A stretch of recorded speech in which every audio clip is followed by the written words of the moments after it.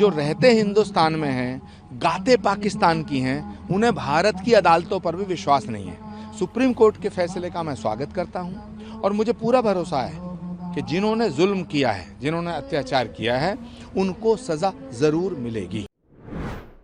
दिल्ली के दंगों को लेकर जो है जो आरोपी थे उसमें शहीदुल इस्लाम इमाम जो वगैरह लोग थे, उनकी जो बेल एप्लीकेशन थी वो सुप्रीम कोर्ट ने खारिज कर दी है दिल्ली दंगों को लेकर। देखिए, भारत को तोड़ने की साजिश जो लोग करते हैं उन्हें उनकी सज़ा मिलनी चाहिए और भारत में एक स्वस्थ और सशक्त न्यायपालिका है।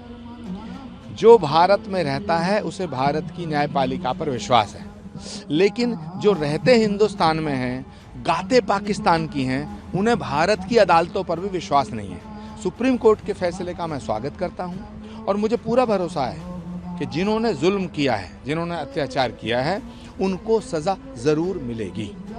पूनावाला साहब कह रहे हैं कि ये जो दंगे दिल्ली के थे ये पूरे ऑर्गेनाइज्ड वे में प्लान थे और स्पॉन्सर्ड दंगे थे और कांग्रेस इनको छुड़ाने की वकालत कर रही थी। अब कांग्रेस को माफ़ी मांगनी चाहिए। देखिए, ये दुर्भाग्य है भारत का, हमारे देश का दुर्भाग्य है कि यहाँ एक ऐसा विपक्ष है जो आतंकवादियों के समर्थन में खड़ा हो जाता है, जो कसाब को न्याय दिलाने की बात करता है, जो अफजल गुरु को न्याय दिलाने की बात करता है, जो दंगों में दोषी हैं उनको न्याय की बात करता है, मानवाधिकार आयोग की बात करता है, मानवाधिकार की बात करता है। मानव अधिकार की बात मानवों के लिए होनी चाहिए, दानवों के लिए नहीं होनी चाहिए।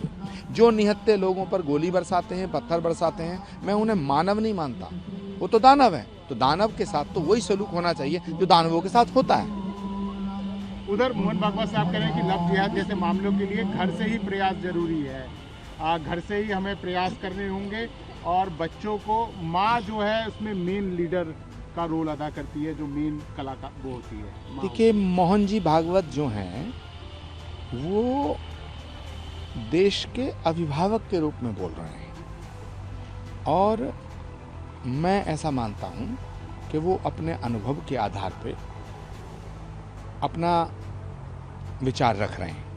तो उनके विचार से कोई सहमत हो या ना हो, लेकिन उनका विचार समाज के हित में है, तो इसलिए उनके विचार पर, उनकी बातों पर चिंतन होना चाहिए और मंथन होना चाहिए। उधर ओवैसी साहब तो लेकिन कह दे रहे हैं कि ये जो पूरा जो बोल रहे हैं लव जिहाद, कहाँ है लव जिहाद?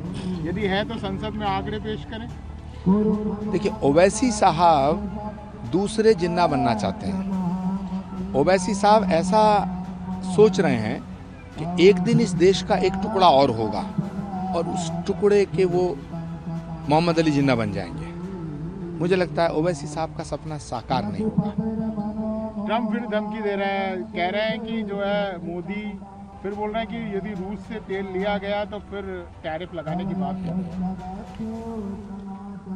देखिए, भारत के पास एक विदेश नीति है और भारत के पास एक विश्व विख्यात नेता है।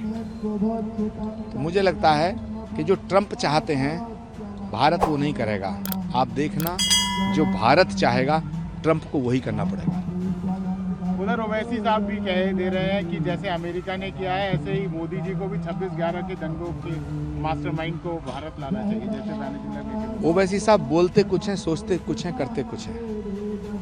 मैं असदुद्दीन ओवैसी साहब को कहूँगा कि वो भारत माता की जय बोलें, वो वंदे मातरम बोलें।